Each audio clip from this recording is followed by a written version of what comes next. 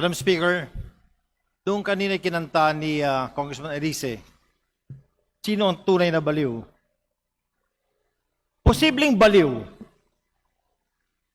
Pero tayo ba ay nasasaktan sa mga ginawa niya? Noong naglabas siya ng video at nagsabi na tayo mga buhaya, a few days after that, I talked to him. Sinabi ko sa kanya, huwag kang maglabas ng ganyan. Huwag mo sabihin na tayong lahat ay buhaya dahil ikaw ay isa ring congressman. Yan sabi mo rin na buhaya ka. Ngayon, paano yung mas mabigat na mga nakasira talaga ng imahe natin? Yung mga talagang nagnakaw. Yung rason kung bakit tayo tinatawag na congressman ngayon. Na tayo daw ay nagnanakaw sa mga flood control programs.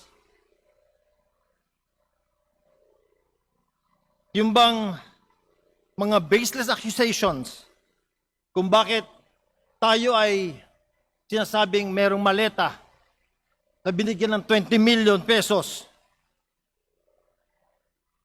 Dear colleagues, si Kiko ay binoto ng mga taga Cavite sa distrito niya. Hayaan natin na sila ang magtanggal sa kanya by not voting for him in the coming elections. Dear colleagues, let us examine ourselves. Tayo ba ay talagang napakalinis? Tayo ba ay hindi rin baliw pa minsan-minsan? Meron din naman tayong mga colleagues dito na gumagamit ng social media.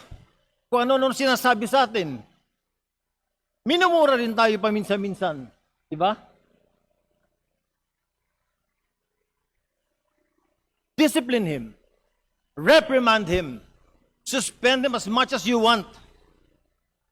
But for us to take him out, let us not put this action of expulsion in our own hands. Let the people of Cavite in his district decide for him and not us for these reasons.